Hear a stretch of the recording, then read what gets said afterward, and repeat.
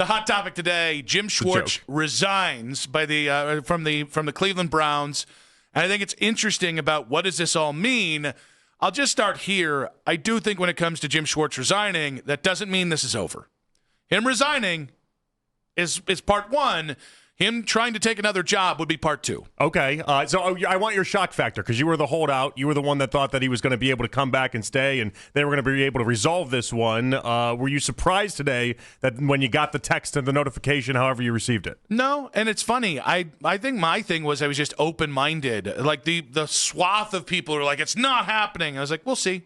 The one thing the Browns did right is they gave this time to play out. Yeah. It didn't change Jim Schwartz's opinion, but at least you took time to allow the thing to breathe. The surprising part for myself is that you did have this much time, and then it did end in this result. And so, like, I was still in the camp of I didn't see how it was going to happen. But once you started getting reports that, like, he met with them in the building on Monday, well, okay, there's your avenue. Like, if they really wanted to keep him, the fact that he came back into the building on Monday, and then obviously they've just kind of let this whole thing fester, like, clearly they had a shot. And I don't know, is that Todd Monken just not putting on the full court press? Is that what he needed to see? Did Monken himself not want this back and forth weirdness between the two of them? Is there a part of the Browns that secretly were like, all right, once you showcased that you were going to do this, we're not as interested as we once thought we were?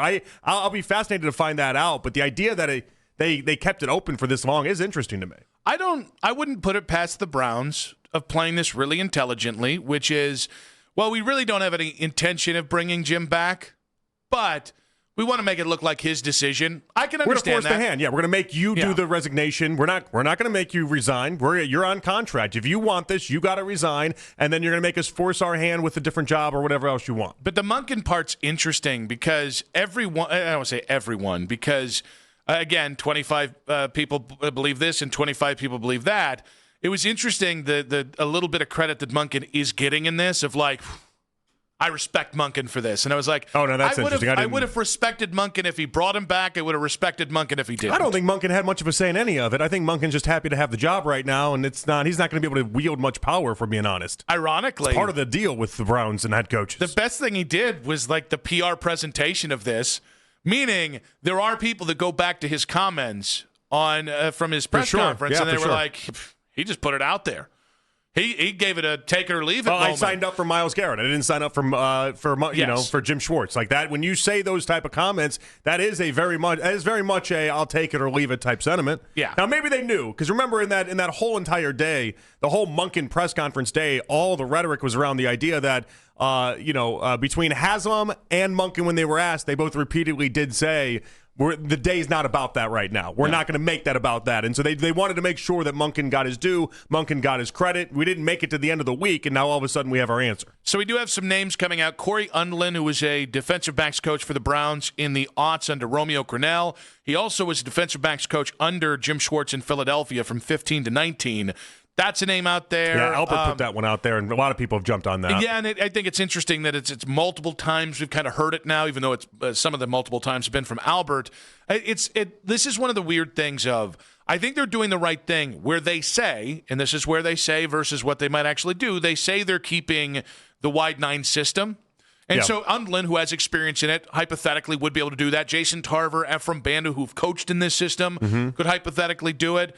But the truth is, we don't really know what kind of blow this is going to be for the Browns, just because I think too many people go, well, play calling's overrated because it can't really be quantified, or it can't be easily quantified for just average folks like you and me.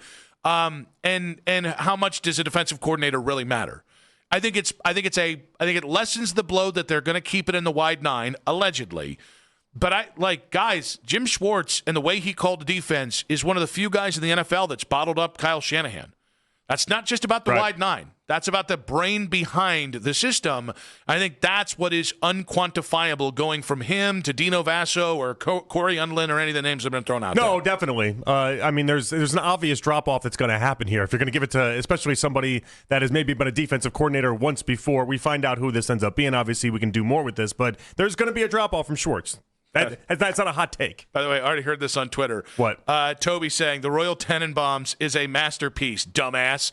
That's on social media, at Nick Wilson Says, at Jay Peterlin. You said you would get a couple people that were upset. You knew that. Social media reactions on X, powered by Scheiben Jewelers, Cleveland's premier jewelry store. It's overrated. There, somebody need to say it, all right? Oh, it's a masterpiece. You like it. Yeah, that doesn't make it a masterpiece. I like what's that movie, Enemy of the State with Will Smith. Yeah. Not a masterpiece. Just a good movie. I don't know why I'm throwing bombs today. I'm actually in a great mood. This is the best I've felt. And the Jim Schwartz stuff is incredibly interesting to me because everybody, honestly, I feel like everybody's just relieved it's over.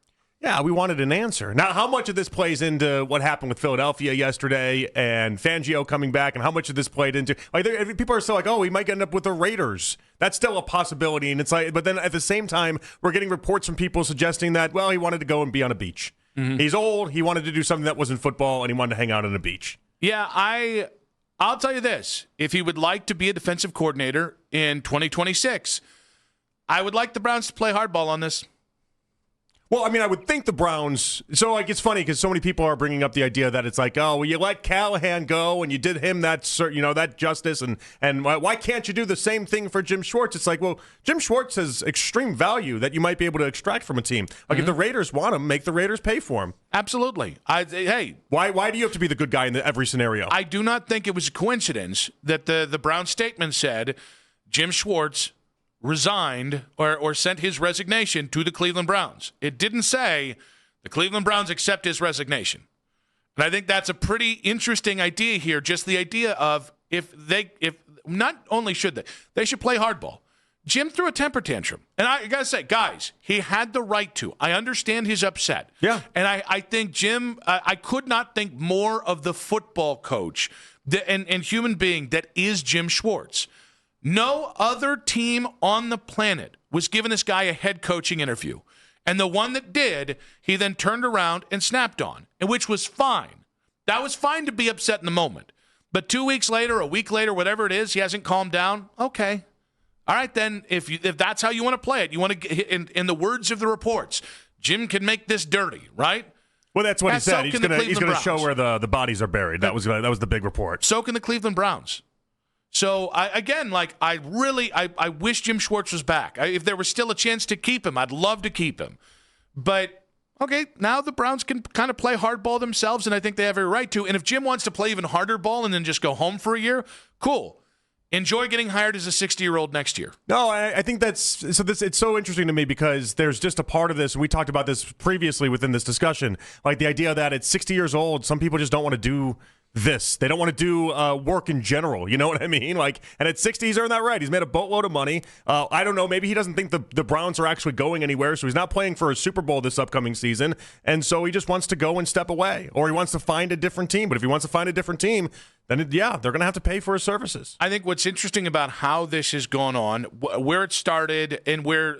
Because the truth is, something we'll get into is where the Browns could have avoided this and where Jim could have avoided this. And because I think that, it's easy just to blame one side of this or bash one side of this. I think specific to what you said, if I'm Myles Garrett, I'm a little disappointed in Jim Schwartz. Because that's a win for the Browns, by the way. That's a big win for the Browns. If that's the end result, is like, oh yeah, they were really, and this is why they want to phrase it, is they were really trying desperately to keep Jim Schwartz. Is because then if that's the mentality that Myles has, that Denzel Ward has, then at the end of this, it's like, oh, I guess he really wasn't in it for us. The man he had bigger aspirations, and that was it. Then that's a win for the Browns in many ways.